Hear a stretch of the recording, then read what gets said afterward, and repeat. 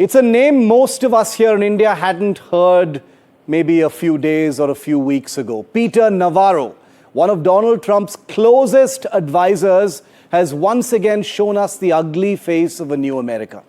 In a tweet ranting about India's purchase of Russian oil, he has now chosen to post a popular picture of Prime Minister Modi in saffron meditating. Now let's be clear, choosing this picture was no accident.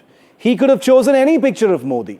His choice was a deliberate, in my view, a deliberate act of racism and hateful xenophobia dripping with inbred MAGA prejudice.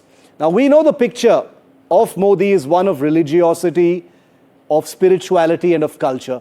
But for Navarro, it was him telling the world that India is still a land of snake charmers, a place too third world to know what's good for itself, a country that must be scolded into behaving like it deserves the friendship of white America.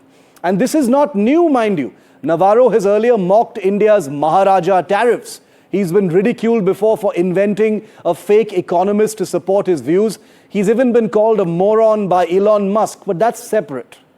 Don't miss the bigger truth here that I'm trying to tell you, viewer. The escalating bigotry, now framed as outright racism through this man, carries the tacit approval of his boss, the US president. Trump has created an atmosphere where posting a picture of India's prime minister in religious attire, as if to project India as a medieval backward land in need of white guidance, is tolerated as well as encouraged. Yes, India must calibrate its response carefully. You don't wrestle with a pig in mud, especially one that thrives on outrage like the Republicans do. But make no mistake, the pig here is not just Navarro. It is Navarro as the voice of Trump's America.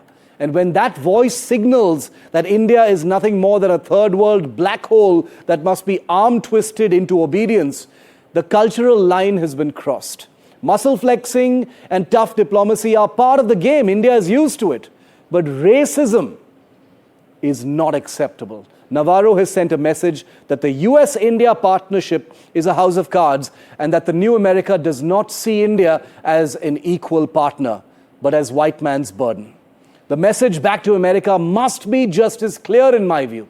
India is nobody's pupil, nobody's project, and nobody's backyard. It is time to flex right back.